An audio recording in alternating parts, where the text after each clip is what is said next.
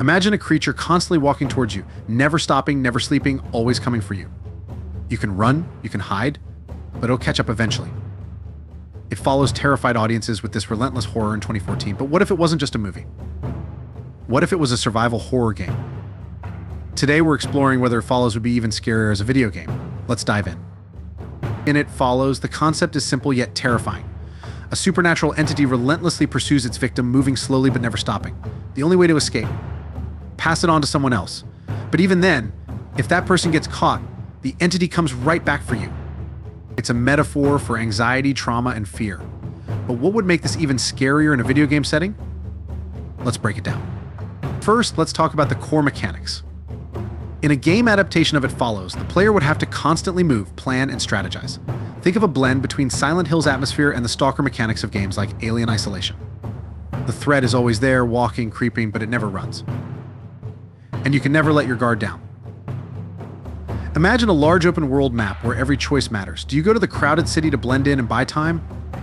Or escape to an isolated cabin knowing that you're only delaying the inevitable? The constant anxiety of not knowing where it is could create a truly nerve-wracking experience. A huge part of making this concept terrifying as a game would be player choice. Similar to Until Dawn or The Quarry, you could have multiple decisions that impact your fate, but with one major twist, the entity is always coming no matter what. You'd have to make quick choices who to trust, when to run, or even if you should pass the curse to an NPC, or a friend in multiplayer. Imagine the guilt of passing it on, only to see that person get caught, knowing you could be next. Morality systems could play a huge role in heightening the tension. How far are you willing to go to survive? In a game like this, atmosphere is everything. It Follows already nails that sense of dread, and a game adaptation would need to do the same.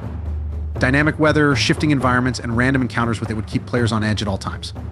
Picture walking through a foggy neighborhood. You hear footsteps behind you, but is it the entity or just your?